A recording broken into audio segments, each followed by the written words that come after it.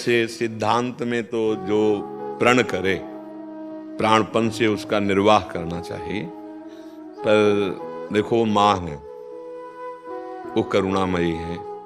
कुपुत्रो जायते क्वचिदपि कुमाता न भवति।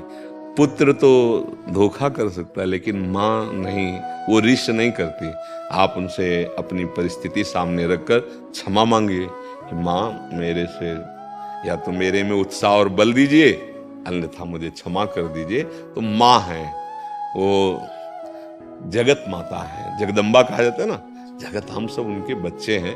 हमारे प्रण क्या, बच्चों के खिलवाड़ हैं। हम कोई भीष्म थोड़ी है कि प्रतिज्ञा कर ली तो फिर आजीवन, ये तो बहुत बड़े उपासक का प्रण होता है। आप लोग गृहस्थ में वैसे ऐसे प्रण ना करे, अगर करे तो फिर तत्काल उसकी पूर्णता में लग जाए।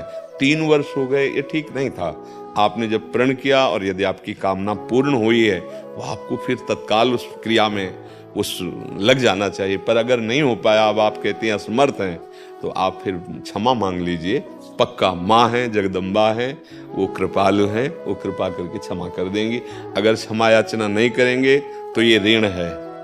जैसे हम आपको भोग लगा देंगे, हम ऐसा कर देंगे, हम ऐसा नहीं बोलना चाहिए।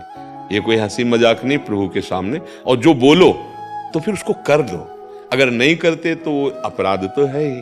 तो इसलिए हमें लगता है कि आप क्षमा मांग लीजिए। वो प्रेममयी हैं, जगदम्बा हैं, वो कृपा कर देंगी। प्रणादि नहीं करना चाहिए, ऐसा भाव से व्यक्त करना चाहिए कि आपकी कृपा रही, शरीर में दम रहा तो हम दंडवती करते हुए आ जाएंगे। अगर आपने बल देंगी तो फिर अब आपने अपने ममतावश कह लिया कि अगर पुत्र ठीक हो जाता है तो मैं दंडवती लगाऊं। अब अगर नहीं लगाती तो अपराध तो है ही ना। अब आप क्षमा मांग लीजिए, आपका शरीर कार्य नहीं करता तो क्षमा मांग लीजिए। वैसे ऐसे नहीं करने चाहिए, ऐसे प्रण नहीं करने चाहिए। जो बनेगा सो हो, उन्हीं की सेवा में है, माँ है, उन्हीं का तो सब वैभव है। जितना बने बन जाए, प्रण आदि नहीं करना चाहिए। इसीलिए कहते कामना करना हम लोगों का स्वभाव बन गया है, तो हम करेंगे किससे? प्रभु से ही करेंगे। पर छूट थोड़ी दे दे। अगर माँ को माँ मानती तो कहने की जरूरत नहीं थी। लड़ा जाता है, नहीं लड़ा जाता कि मम्मी मुझे ये चाहिए, उसके लिए थोड़ी है कि हम आपकी परिक्रमा कर लेंगे 4, हम आपके चरण छू लेंगे, हम आपका धन, थैंक यू माँ। कभी आज तक वो कोई बोला हो तो बोलना।